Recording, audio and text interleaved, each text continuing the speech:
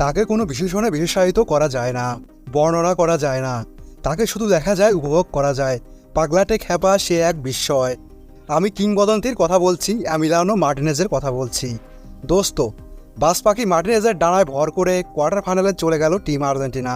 So চলুন দেখে নেই Argentina versus Ecuador match analysis. কে কেমন খেললো, আর্জেন্টিনার এমন বাজে পারফরমেন্সের জন্য দায়টা কার, প্লেয়ার্স নাকি স্কালোনির?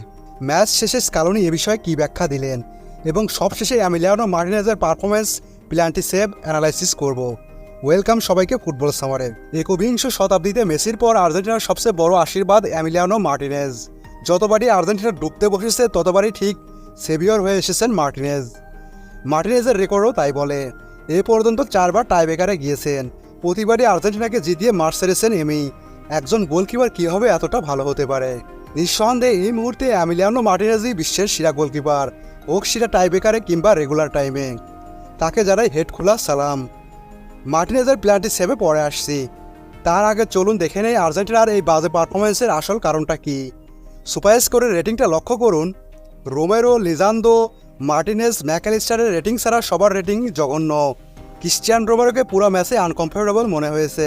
তার স্ট্যান্ডার্ড অনুযায়ী পারফরমেন্স পাওয়া যায়নি। যদিও লিজান্দো মার্টিনেজ একটা গোল করেছেন, তবে প্রকৃতপক্ষে এই ম্যাচে এমিলিয়ানো মার্টিনেজ ও অ্যালেক্সিস ম্যাকঅ্যালিস্টার ছাড়া সবাই আন্ডার পারফর্ম করেছেন। এখন আর্জেন্টিনা মিডিয়াতে প্রশ্ন উঠেছে, এই দায়টা কার, প্লেয়ার্স নাকি কোচ স্কালোনির? আমি মনে করি এক্ষেত্রে প্লেয়ার্সরা তো অবশ্যই দায়ী। তারা পোটেনশিয়াল অনুযায়ী পারফর্ম করতে পারেনি। ম্যাচে হয়তো খেয়াল করেছেন ইকুয়েডর বারবার আর্জেন্টিনার রাইট সাইড দিয়ে অ্যাটাক দিয়েছে। এর বড় কারণ রদ্রিগো ডি পল ও মলিনার জঘন্য পারফরমেন্স। ফলে রোমেরোর উপর ডাইরেক্ট প্রেশার পড়েছে, আর এই কারণে বারবার ওপেন হয়েছে আর্জেন্টিনার ডান পাশ। আবার লেফট সাইডে নিকো গঞ্জালেসের পারফরমেন্সও ভালো ছিল না, তবে 2-4টা ডিফেন্সিভ ট্যাকেল করতে দেখা গেছে তাকে। এনজো ফার্নান্দেজের পারফরমেন্সও তাদের মতোই। হার্নিয়া ইনজুরি থেকে ফিরে এখন পর্যন্ত সলিড পারফরমেন্স দিতে পারেননি এনজো। অ্যালেক্সিস ম্যাকঅ্যালিস্টার একা বুকসি দিয়ে লড়েছেন মাঝমাঠে। লিজান্দো মার্টিনেজের ফ্রি হেডে অ্যাসিস্টটাও ম্যাকঅ্যালিস্টারের। 4-4-2 ফরমেশনে 4 জন মিডফিল্ডার নিয়ে খেললে এবং সেখানে 3 জন মিডফিল্ডারে যদি আন্ডার পারফর্ম করে, তাহলে সেই দলে মিডফিল্ডে কোনো কন্ট্রোল থাকে না। আর্জেন্টিনার ক্ষেত্রেও সেটাই ঘটেছে। আর্জেন্টিনার মূল শক্তি ধরা হয় মিডফিল্ড, সে জায়গাতেই আজ পুরোপুরি ব্যর্থ বলা যায়। জাস্ট পরিসংখ্যানটা একটু লক্ষ্য করুন। এই ম্যাচে আর্জেন্টিনা টোটাল পাস খেলেছে 374টা, কিন্তু 25 দিন আগেই এই ইকুয়েডরের বিপক্ষেই 632টা পাস খেলেছে। সো বুঝতেই পারছেন কতটা ড্যামেজ গেছে মাঝমাঠ দিয়ে। পুরো 90 মিনিটে আর্জেন্টিনা বিগ চান্স ক্রিয়েট করেছে একটা, অপরদিকে ইকুয়েডর 3টা। যদি চান্সই ক্রিয়েট না হয় তাহলে গোল কিভাবে আসবে? এ তো গেল প্লেয়ার্সদের কথা, তবে আর্জেন্টিনা কোচ স্কালোনিরও দায়টা কম না। আপনার মিড পারফর্ম করছে না, আপনি চেঞ্জ করেন। কেন জোর করে একটা প্লেয়ারকে 90 মিনিট খেলাচ্ছেন? আপনার হাতে যখন অপশন রয়েছে অ্যাভেলেবল, ডিপল, মলিনা, এনজো ফার্নান্দেজকে এই ম্যাচের 60 মিনিটের মধ্যেই চেঞ্জ করতে পারলে ম্যাচের সিনারিও অন্যরকমও হতে পারত। আবার আপনি 100 গোলে এগিয়ে থেকেও কেন এনজো ফার্নান্দেজের বদলি হিসাবে লো সেলসোকে মাঠে নামালেন, যখন আপনার টিমে রয়েছে ডিফেন্সিভলি সলিড পারেদেস, গুইদো রদ্রিগেজের মতো প্লেয়ার? আবার লিজান্দো মার্টিনেজের পরিবর্তে শেষ মুহূর্তে অটামেন্ডিকে নামানোটাও প্রশ্নবোধক। অটামেন্ডির দুর্বল মার্কিংয়ের সুযোগে ইকুয়েডর সমতায় ফিরে। সো ওভারঅল আই থিঙ্ক আর্জেন্টিনার এই বাজে পারফরমেন্সের জন্য স্কালোনির বড় দায় রয়েছে। বিশেষ করে তার সাবস্টিটিউটগুলো খুবই অকার্যকর ছিল। ম্যাচ শেষে স্কালোনি বলেন, আমরা ঠান্ডা মাথায় পুরো ম্যাচ আবার দেখব, আমাদের অনেক উন্নতি করতে হবে।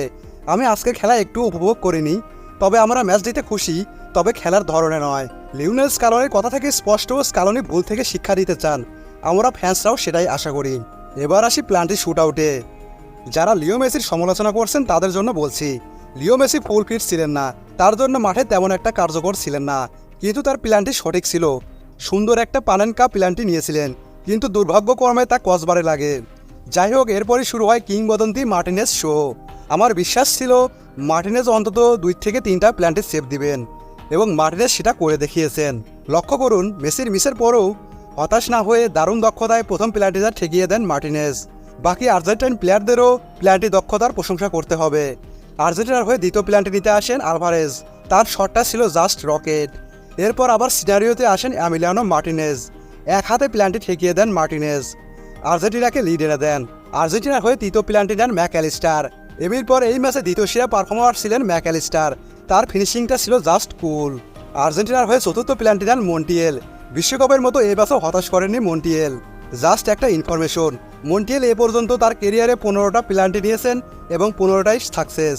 তবে আর্জেন্টিনার পঞ্চম প্ল্যান্টি টেকার ওটামেন্টিকে নিয়ে টেনশনে ছিলাম, কিন্তু নিকোলাস ওটামেন্ডির ফিনিশিং টাচ ছিল জাস্ট জোস। সো ওভারঅল বলতে হয় আর্জেন্টিনা ভালো খেলেনি, কিন্তু শেষ পর্যন্ত নার্ভ ধরে রেখেছে। এটা আর্জেন্টিনার চ্যাম্পিয়ন জিন। নিজেদের খারাপ দিনেও, এমনকি সর্বকালের সেরা প্লেয়ারের প্ল্যান্টি মিসের দিনেও জানে কীভাবে ম্যাচ বের করতে হয়। Congratulation team Argentina. আপনি কি মনে করেন? আপনার মন্তব্য কমেন্ট বক্সে জানান। সাবস্ক্রাইব, লাইক, ফলো দিয়ে সাথে থাকবেন। ধন্যবাদ সবাইকে।